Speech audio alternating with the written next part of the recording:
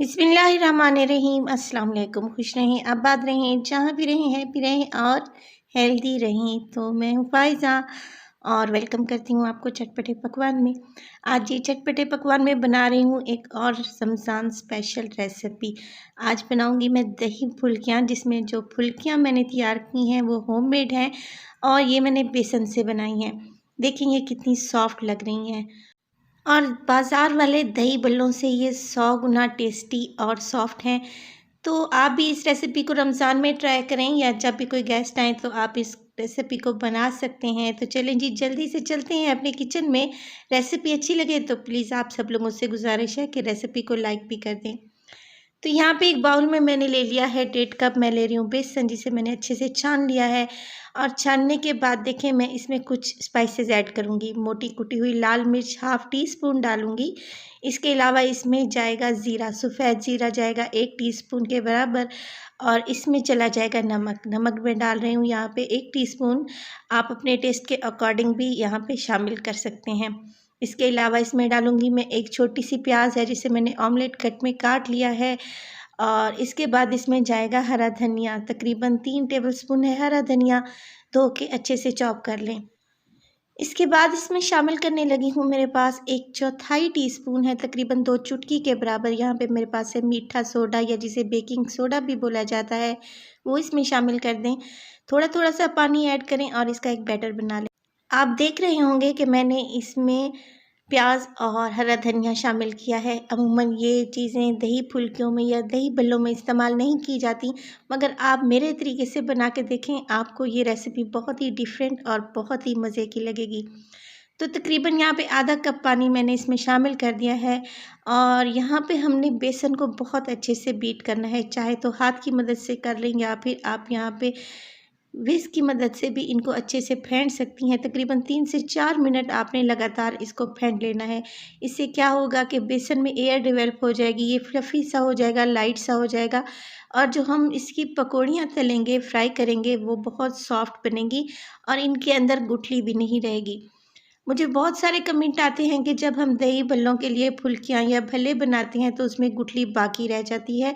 तो यही वजह है, आपने यहाँ पे बेसन को बहुत अच्छे से फेंट लेना है और इसको कवर लगा के रख देना है तकरीबन 15 मिनट के लिए।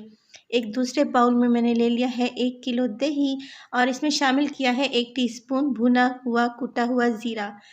हाफ़ टी स्पून डालूँगी मोटी कुटी हुई लाल मिर्च। इसके अलावा इसमें डालने लगी हूँ नमक, मैं 1 टीस्पून या अकॉर्डिंग टू योर टेस्ट। इसके अलावा इसमें जाएगा चाट मसाला, तो 1 टेबलस्पून भर के इसमें मैं चाट मसाला शामिल कर रही हूँ। आप इसको कम या ज़्यादा अपने पसंद के मुताबिक कर सकते हैं। 1 कप है मेरे पास यहाँ पे दूध, तो दूध का इस्तेमाल मैं यहाँ पे कर रही हूँ। आप चाहें तो यहाँ पे पानी भी शामिल कर सकते हैं। यहाँ पे मेरे पास गाढ़ा दही था। अगर आपके पास पानी वाला पतला दही है तो फिर आप पानी इसमें रोक कर ही डालें। मैंने इसमें 1 कप दूध शामिल कर दिया है। अब इन मिसालों के साथ दही को अच्छे से फेंट लूँगी। दूध शामिल करने से ज़्यादा क्रीमी फ्लेवर आता है।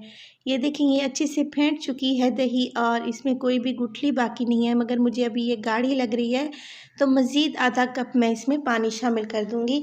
और इसमें थोड़े से पत्ते पुदीने के और हरे धनिए के इस तरह फ्रेश काट के डाल दूँगी। इससे बहुत ही अच्छा सा टेस्ट आता है। खाते वक्त ये मुँह में आते हैं तो बहुत ही टेस्टी लगते हैं। चलें जी, इसको फ्रिज में रख देते हैं मिक्स करने के बाद, ताकि ये अच्छे से ठंडा हो जाए। और इसके बाद चलते हैं अपनी फुल्कियों की तरफ।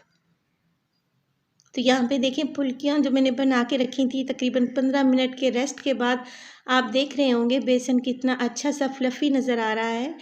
और चलें जी, इसकी फुल्कियाँ बना लेते हैं। पहले मैंने ऑयल को गरम करने रख दिया था मीडियम टू लो फ्लेम पे। अब मैं हाथों को हल्का सा गीला करूँगी और हाथों की मदद से ही मैं इसकी छोटी छोटी सी फुल्कियाँ तैयार कर लूँगी। चाहें तो आप इसको टेबल स्पून की मदद से भी डाल सकती हैं इस बैटर को। तो ये देखें, यहाँ पे मैं फुल्कियाँ फ्राई करने लगी हूँ मीडियम टू लो फ्लेम पे, और ये देखें कितनी अच्छे से फूल गई हैं। तकरीबन 1 से 1.5 मिनट इसको ऐसे ही फ्राई होने देंगे और उसके बाद देखें, इस तरीके से मैं चम्मच की मदद से इनको गोल गोल घुमाऊंगी, ताकि ये इवनली गोल्डन हो जाएं और हर साइड से पक जाएं। तो माशाल्लाह देखें कितनी फ्लफ़ी और मज़ेदार सी हमारी यहाँ पे फुल्कियाँ तैयार हो रही हैं। तो इनको गोल्डन होने तक हम यहाँ पे फ्राई कर लेंगे।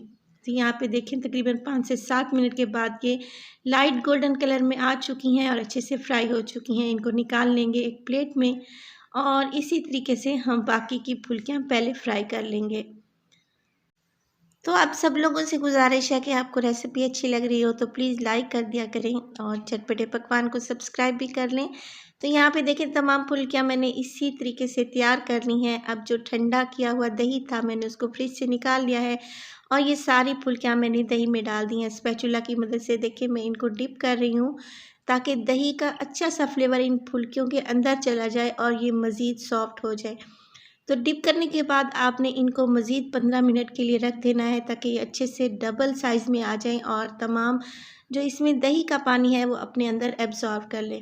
तो मैं इनको कवर लगा रही हूँ। आप ये करेंगे कि जब आपने ये बनानी हो तो 15 मिनट पहले आप इनको फ्रिज में रख दें ताकि ये अच्छे से डिप हो जाए। और देखें ये अपने साइज़ में डबल हो चुकी हैं। तकरीबन 20 मिनट के लिए मैंने इन्हें फ्रिज में रख दिया था और ये सॉफ्ट भी हो चुकी हैं। तो चलिए इन्हें सर्व करते हैं।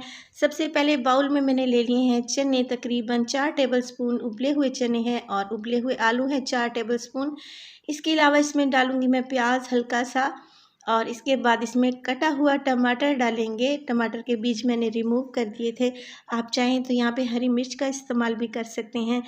अब मैं डालूँगी फुल्कियाँ जो पहले से दही के पानी में सोख करके मैंने रखी हुई थी। देखिए ये अपने साइज़ में डबल हो चुकी हैं और बहुत ही मज़े की लग रही हैं। और इस पे डालेंगे मज़ीद दही, ये देखें। और इसके ऊपर मैं डालने लगी हूँ मज़ीद थोड़ा सा प्याज और टमाटर।